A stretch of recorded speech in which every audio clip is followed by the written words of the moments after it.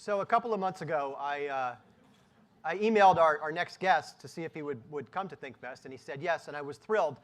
Not because I had any idea about what we were going to talk about, but because I knew that whatever we talked about was going to be interesting and fascinating and probably hilarious. So let me tell you a little bit about him. Buzz Bissinger is one of America's most acclaimed authors and journalists. He's winner of the Pulitzer Prize, and among his books are the now classic Friday Night Lights, which recently celebrated its 25th anniversary, A Prayer for the City, which was all about Ed Rendell's attempt to resuscitate Philadelphia in the 1990s, and Father's Day, a memoir about Buzz and his son, Zach. Buzz is also a prolific magazine journalist, one who has written two of the most buzzed about magazine pieces of the last couple of years, including Vanity Fair's cover story this past summer about Caitlyn Jenner, and Buzz's GQ story from 2014, in which he wrote about his own shopping addiction, an addiction that led him to spend more than $500,000, most of it on leatherware from Gucci. In addition to being an esteemed writer, Buzz is also one of Philadelphia's great characters, with no shortage of opinions about our beloved city. So he's here today. We're going to talk about all of this and probably more. So please welcome Buzz Bissinger. Thank you. I sit. You're over here. As you can see, I still have a shopping addiction, but so it goes. I mean, I was going to ask you who you're wearing. I'm not sure if that's appropriate or not. Let's see. Gucci, Japanese designer, Philippe Plein. I don't know what my panties are, and de Millimeter. So I'm well represented. Excellent. Well, thank you for being here. Let's start off talking actually a little bit about that story, because I reread it again this past week, and it's just such a fascinating. That's a shame, right? It's a fascinating story, not only because you talk so much about your shopping addiction, but you sort of just open up about everything. Mm-hmm. We get details about your sex life that I'm not sure I necessarily needed to know. You talk about your marriage. You talk about things that you've dabbled in. And I wonder, just sort of, take us back to the writing of that piece and what made you want to just share all this with the world? Well, I should put it in some context. That was a very hard period of my life. I did have a shopping addiction, which was really addiction for a lot of things that were going on. I was doing physical damage to myself. And I speak about it openly because I think there's a real shortage of honesty in the world. I was into an S&M and was doing self-inflicted things to myself. There was a component of sex addiction, of starting to use drugs, cheating on my wife. And I think in many ways, although the story had some elements of importance to me, it was the last straw in trying to destroy every relationship that I had, including my children. I didn't let them know that it came out. I had a son who was a Kenyan, and then students came up to him and said, "What the hell is with your father? I mean, we're reading about this thing. It's being in the Today Show." There was a lot of mockery until people realized. I went into rehab the day the story came out and was there for 60 days. And I'm not perfect, but it did save my life. But I also felt honesty helps people. Honesty is important. I'm in a business of telling people to be honest. And I felt I wanted to write about this, what it's like to have an addiction, what it's like to have sexual identity issues. I hate the labels gay, straight, bi, transgender. People should be who they want to be. I dress the way I dress because I love it. You may not like it. Doesn't matter. I'm expressing myself. It's creativity. And I think in this country, particularly, anything different is really fucking hard. And I'd like to break that mold, if I can, to the little degree that I can, and not be ashamed of who I am and what I am, whatever that happens to be. And the piece was part of it. And it also was a cry for help, because I was falling apart. Well, I said, did you know that just by writing the piece, you were going to force yourself to sort of confront some of this stuff? Yes, I did know. And I did know as I was writing it. I showed it to my beloved wife, Lisa, beforehand, and she was very tolerant. But I knew as I was writing it, this was the last straw before I had to do something and seek intense inpatient treatment. But I also felt that, I have a leather fetish. I mean, big fucking deal. We all have a leather fetish. It's better than being an asshole to your friends. It's better than being arrogant. It's not drug use. It's not alcoholism. It's fucking leather. It's also expensive, but it's still fucking leather. See, I promised a discussion of strap-ons, an additional one from besides this morning. So we're Did you getting say close. strap-ons? I'm There were sorry. I didn't Jennifer hear. Weiner and Abby Jacobson talked about some strap-ons this morning. So, but Yeah, anyway, well, let's move on. But no, actually, let's not move on. That sounds a lot more interesting. The poor guys from UHC are going, oh my God. You know, it's interesting because I've been thinking about strap-ons lately, but that's a conversation for another time. So I knew it was a cry for help, but I also felt these are things I'm going through. What does it mean to be a man? What does it mean to me to be a woman? Why do I have to go into clothing stores and there's a men's section, a women's section, and why do I have to feel guilty or stigmatized because I like women's clothing better than men's clothing? This was all part of it, but the candor was, leather for me was a symbol for something else. It had become kind of a sexual icon of parts. And I felt if you're in for a dime, you're in for a dollar. There's so much fucking spin in the world, and everyone's trying to spin it in their direction. And I'm a journalist where I'm trying to get people not to do it. And I felt I don't want to spin it. Let the chips, honestly, fall wherever they fall. Well, one of the other things that jumped out at me when I reread the story was just how many parallels there are between your story and the Caitlyn Jenner story. I mean, Yes. Your story is very much about you got to a certain age, you want to be who you are and express who you are, and you've Right. done that, and that seems very much what Caitlyn's story Yeah, I is mean, about, there's too. some differences. My clothing is nicer, and and I look much better without plastic surgery. I still have my penis. I want all of you to know. But there are parallels, and I have to say that it was weird. It was weird doing that story. I was assigned that story by Vanity Fair only because of a sports connection. Friday Night Lights, and obviously Caitlyn Jenner, as Bruce, had been a tremendous, great Olympic athlete. She had never read the story until I started doing it. Her handlers had, and it gave us a common ground. And since the story has come out, she has inspired me. She's inspired me to be more of myself, to talk more about issues of gender, and that they're not important. And look, whatever we think of Caitlyn Jenner, and I know she's kind of really in sort of a teenage girl phase that often happens when you transition. There's a lot of talk about nails and hair and all these things, but if you watch her show, which you probably haven't because it's really fucking dull, and the reason it's dull is because it actually has substance. It's about issues facing transgender men or women. She could have made it very silly. After all, she is part of the Kardashian clan. She is not.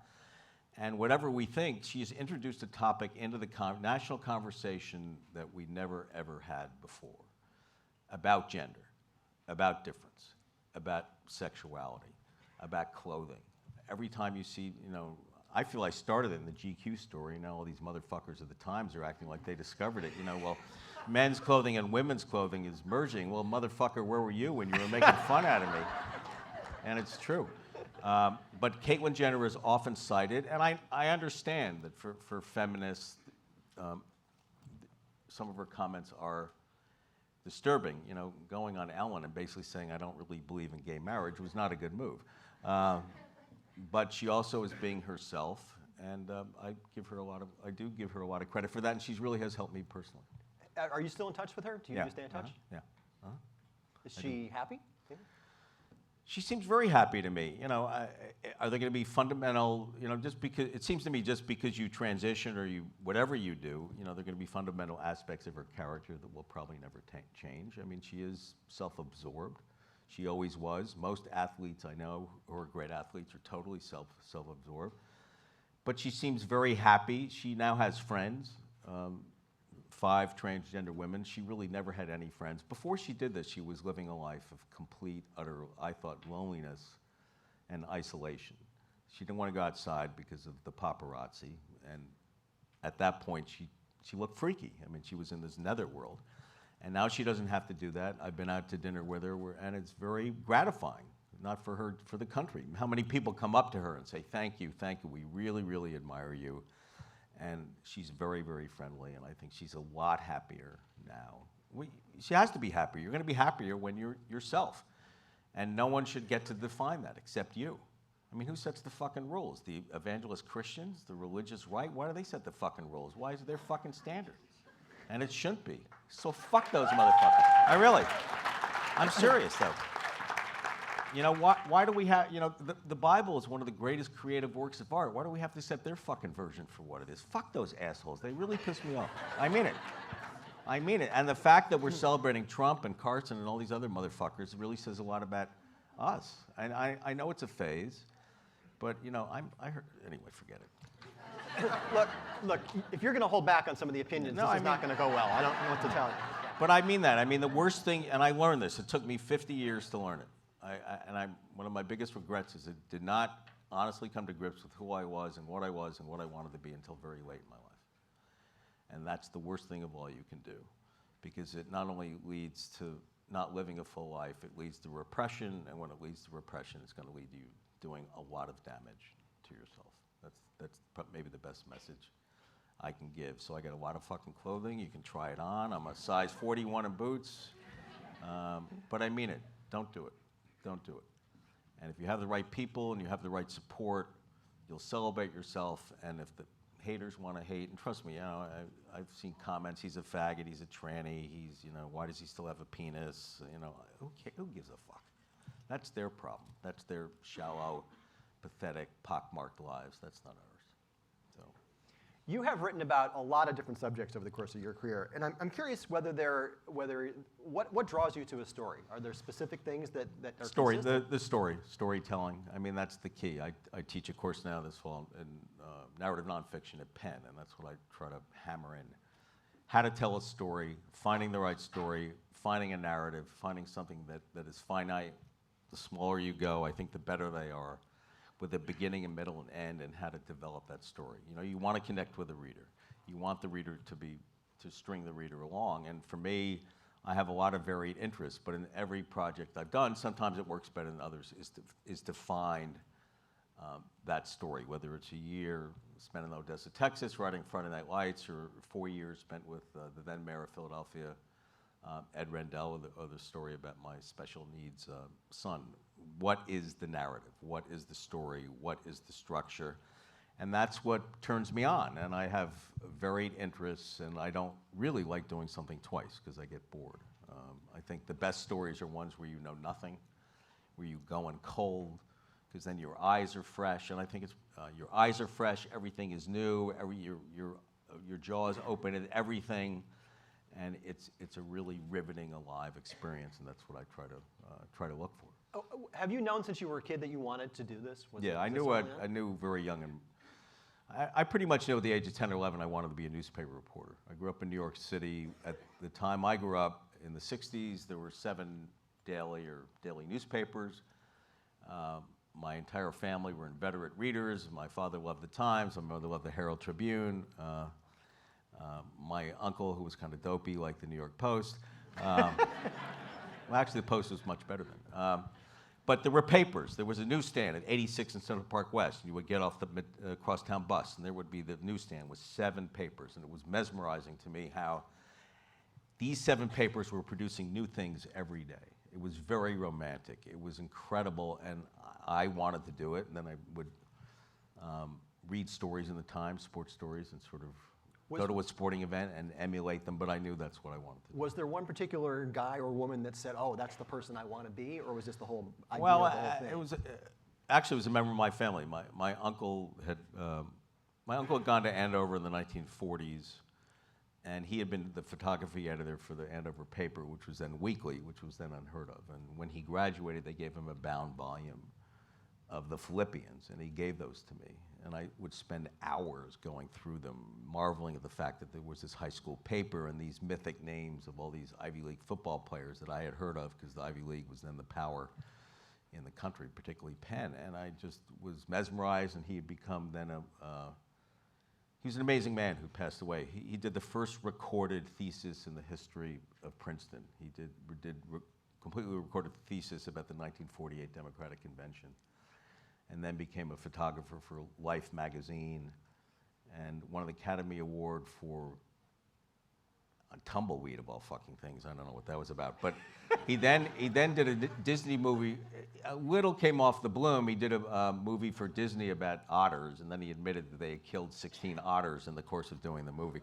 So that kind of brought the bloom off. But he was a very, very very creative guy, and it was very inspired him, and that just intensified the majesty of it all. So we were talking a little bit before we came on about the state of journalism these days. Yes. So this was a terrible week if you're a journalist in Yes. Philadelphia. I mean, I think close to 50 journalists at the Inquirer, Daily News, and Philly.com lost their jobs because they're downsizing. I'm curious, do you see any hope at all anywhere in our industry? Yeah, people ask me, they say, well, why have you been successful? And I think it's, if you're a storyteller, you're relatively obnoxious, you're outspoken, you're negative, and you're cross-dressed. Someone's going to listen to you after that. And that's my advice to all of you. Having said that, I just don't want to be gratuitous, and I'm sort of pausing. No, I think there's no future. I think there's no future because I have great admiration for the executive editor of the Philadelphia Inquirer, a guy named Bill Marimow, who was the best journalist I ever worked with when I was at the Inquirer, and is totally dedicated to real journalism. But if you look at the cuts, they're doing something I've never heard of today, which is they're cutting many positions from their online component, which means that the whole savior of the industry, which is supposed to be online, is an unadulterated disaster. Then they're cutting newsroom positions. They're basically decimating the Daily News. I'm not sure why they even have it. They're cutting 10 reporter positions. They didn't have very many to begin with. It also means that the paper is fishing money both on the print side and on the online side. And I think that this city, tragically, is on the precipice of losing its voice. And maybe Philly Mag will take it over, or the Philadelphia Citizen, but I think increasingly that we will cease to have a daily voice. And you know, it's not just the paper I blame, it's us as citizens. I just watched the play Rizzo this week, and what struck me so much was the beautiful power of the press in holding that despot accountable, and how active the press was, the Inquirer and the Daily News, pounding away, pounding away, pounding away, not just to take shots, because this man was a dangerous dictator. And 25 years later, it's gone. And I hope that I'm wrong, but I think Jerry Lenfest, he doesn't want it anymore. He's a great philanthropic. So the word now is that maybe a Temple will take it over, maybe Drexel, maybe Penn, maybe Consortium, but that's with a lot of, you know, universities are very bureaucratic, and that's a complicated model, but it may not matter if they're not making, I mean, no one wants to inherit something where they're fishing millions of dollars, and that's what they're doing. So. Let's talk a little bit more about Philadelphia. The other big news this week, obviously, was Jim Kenney being elected mayor. Oh, right, mayor. So you wrote a book about Ed Rendell, and you know, one of the things that Ed has said, I think he said it in the book, but he said it in other places, was that when he took office in 1991, he felt like he was a doctor dealing with a patient who both had cancer and a bullet wound to the chest. And the challenge was, well, how do you deal with both of these? And I'm wondering how would you describe Philadelphia as a patient today? My wife and I, we lived in Philadelphia I lived in Philadelphia about 35 years. We had a beautiful home in Chestnut Hill that we sold about 2 years ago, and then we moved to a remote corner of Washington State, where it's very hard for me to get into any trouble whatsoever. But you're doing your best. Although I try. But we have an apartment. We kept an apartment. We rent an apartment in Center City. Philadelphia is so different from what it was. It is vibrant. It is filled with young people, which I never thought would happen. The brain drain out of here was terrible. They're great clubs. It's got a joie de vivre. It's got a feeling. It's got an energy. And no one in 1991, when I went to write Prayer for the City, thought that would happen. Cities really were on the skids, every American city in the country, and then they were taken over by a group of very idiosyncratic, very interesting, very dynamic mayors over the country, of which Ed was the leader. So whoever is the mayor at this point, I think the city, in a sense, hums along, but you know, what's happened is the impoverished have become invisible. They have no voice. They have no constituency. They have no political leaders fighting for them. The poverty rate in Philadelphia is horrendous. I think, what is it, 30%, 25 to 30%. I think it's second after Detroit. And it is the country's shame and nightmare, but no one really gives a shit. And I don't think we've really had any real urban policy, I don't know, maybe since the 60s or 70s when I was doing the book. It was all transactional. Bill Clinton gave things to cities if he liked you and if he thought maybe he could sleep around with, they could all sleep together. So he and Ed did very well. It's actually true. It's actually true. Trust me, it's true. Is Ed here? Not anymore. Well, another friend I've lost. And that worries me. What goes around comes around. A lot of people thought that cities were dead in the 90s. They've resurrected. The urban center city is doing great. Population is increasing. More important, the school-age population is increasing, it's not just empty nesters. But we still continue to turn our backs on those in need and the impoverished. And if you want to see some of the worst, there's Detroit, but poverty, you should just take a tour. Poverty in Philadelphia is 100 times worse than New York. It's really a national disgrace. And to what degree that's going to change, I don't know. So you spent a lot of time with Ed Rendell reporting that book. A lot. I'm curious if you think that there's anything that about to be Mayor Kenney can learn from Mayor Rendell. Well, I thought Ed was an incredible mayor. I mean, I thought Ed just had that sixth sense of translating the effusion of his personality onto the city. This city was really desperate. The city was broke. People were leaving. They had lost hope. And Ed, as he said, my job is to inject constant canisters of oxygen into a dying place. His effusion, his openness, his connection, his warmth, his humor were incredible, but also Ed did what very few politicians did. He pretty much ceded daily control of the city to a man named David Cohn, because he said, I'm not really good at this. It's a lot of detail. I fall asleep. I'm not very interested. I'm the lead magician. And he wasn't threatened. Most politicians get threatened. Most politicians really don't like it when their chief of staff is getting good press or great press. And Ed did not care. And Ed also had an ability, because of his personality, to hire great people who wanted to work for him, people who, in a rare moment of time, did not want to work in the private sector, but were committed to trying to save the city. He just had an absolutely unique personality that was perfect for being a mayor, where the more you say, the more outspoken you are, the more outrageous you are, the more people respond to it. It's very different when you're governor. I've known Jim for a long time. I don't know him very well. He can be very thin-skinned. Maybe he's gotten better. I would love to tweet about him back in the days I tweeted, because then he would respond immediately and say, well, I'm not that fat, fuck you. It's like... That would be one of the great Twitter wars of all time, you and Kenny together. I would just say, well, you are. You're just a fat, dumb motherfucker. He said, no, I'm not. And I'm being dismissive. I guess he ran a very good campaign. He obviously has a handle on the city. He's not going to be like Ed. I mean, Ed was once, in a century, I think the key is to hire good people. And I think there's a likability factor. And look, he's not inheriting a city like Ed did. I can't begin to tell you how in what desperate shape the city was. And you're dealing with a crack problem and a homeless problem even worse than it is today, although it's getting worse. And I do think that what's nice about Philadelphia, I think it hums along to its own tune now.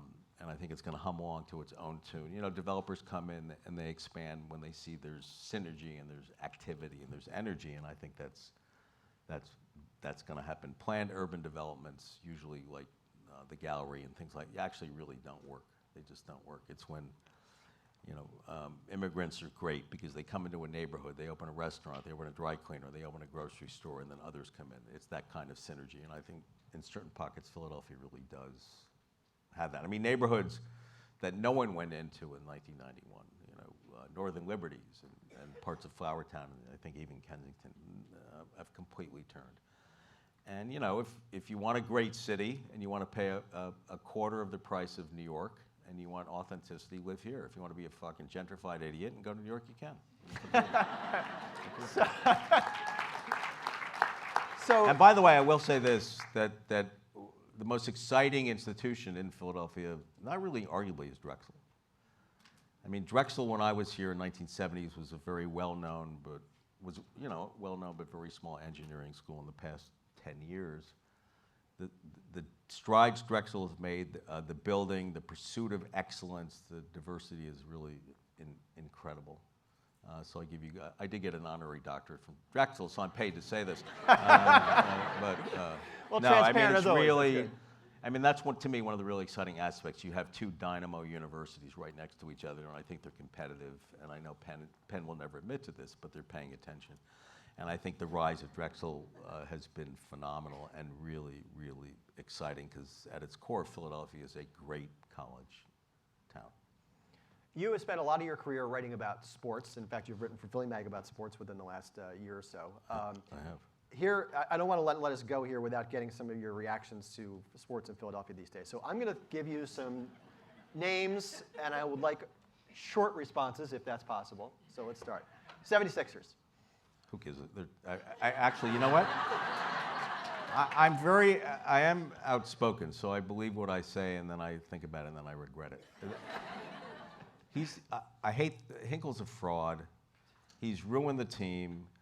Maybe they'll have success, but he's basically asking us as fans to wait 5 to 10 years, and I see really very, very little progress. And by the time he achieves some degree of success, which is what, maybe getting the 6th seed in the playoffs, he will have destroyed the fan base. So, Phillies. who? No, the Phillies had a great ride. You know, we do get selfish. The Phillies had a great ride. They have to retool. I don't know if I would have taken as the new president McPhail, someone who's in their 90s, but you know, that's the Phillies. Phillies tend to be very, very conservative, and but you know, they get a lot of. It's like a lot of teams, a lot of major league teams. You know, you crescendo up, you make the right moves, but you can get better pretty quickly if their farm system is good. I hold out the most hope for them. Chip Kelly. I hate that fucker. And I do. And I shouldn't say fucker, that's not fair. I think he's a fraud. I do. And he is a fraud. Don't laugh, look at the record. He first of all, what has he done? New Hampshire and fucking University of Oregon, number one. 9 of the 11 teams you play at the University of Oregon are lousy. You get 10 new players every year who are great, particularly if you're willing to recruit thugs from Los Angeles, which he did. Many of whom got into academic or otherwise trouble. And then when the team was put on academic probation, he decided to come to Philadelphia. He is arrogant. He really does truly think that I don't need personnel, I just need people to run my system. Whenever something goes wrong with a team, notice this year, he never blames himself, he always blames someone else. So if it's a carry between DeMarco Murray and Ryan Matthews, it's Deuce's fault because he shoves in the running backs. He's always throwing people under the bus. As general manager, he's worse than Wilson Good. Think about it. Think about it. I mean, think about it. There was no rhyme or reason to anything he did. I mean, I could really go in detail. You know, so why do you have you didn't draft any offensive linemen? Well, you couldn't draft any offensive linemen because you let Jeremy Macklin go because you had to draft a receiver who has barely played at all. Why did you get DeMarco Murray if you're not going to give him 20, 25 carries a year in an I offense? He's not in the shotgun fucking offense, and he has no fucking clue. And you have Ryan Matthews. Marcus Smith was one of his draft picks, and he sucks. And the other guy from South California isn't that good. Would you want to play in that locker room when you think any time now? Deshaun Jackson is gone, Macklin is gone, Foles is gone, LaShawn McCoy is gone because you're not a chip guy. Well, who the fuck is a chip guy? And this, trust me, folks, and I blame the media for the complete canonization and idolatry of this guy before this year. When I led the charge, actually, and went on WIP and said the guy's a fucking fraud. And now they're all asking questions. You know, a genius. For what? For what? For what? For Oregon winning the Pac-12 and beating on Washington State? I mean, who gives a fuck? It means nothing. They didn't win a national championship. He's not used to real media. I mean, there's one fucking paper in Eugene, the Eugene Register. Who the fuck reads it? You know? I'm serious. And now they're raising all these questions that should have been raised. There was no probing. There were no real stories written about how people, the alumni at Oregon are embarrassed by him. They hated what he did to what is a very, very good school. And you know, so when you're hearing Chip saying, you got to remember anything about any public figure. Whatever they say, you know they'll do the opposite. So when they say I've decided not to run because I want to be closer to my family. That means I just got the result of the fucking poll and we can't win. It does. And so when the chipper says, I will never go back to college, that's bullshit. He's a good college coach. He's used to being a college coach. 10 new players every year. You run them in, you run them out. I don't think it's going to USC, but you know, college football is such a crazy thing today that the University of Texas will offer him a package of $10 to $12 million. And then we get rid of the roly-poly asshole. I really don't like him. I'm glad I said a quick answer, by the way. So that's awesome. So we have like 30 seconds left here. Can you tell us what you're working on these days? What's coming next? You know, right now I'm really focusing on teaching. I have some ideas. You know, I still am a contributing editor for Vanity Fair, talking about some stories. Some book ideas percolate.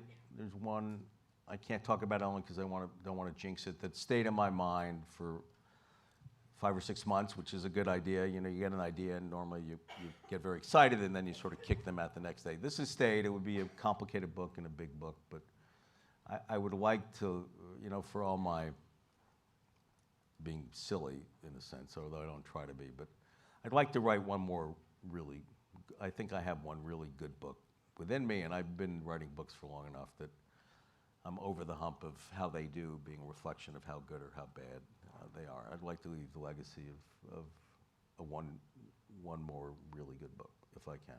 Great. Well, thanks for all the great work, and thank you for all the time today.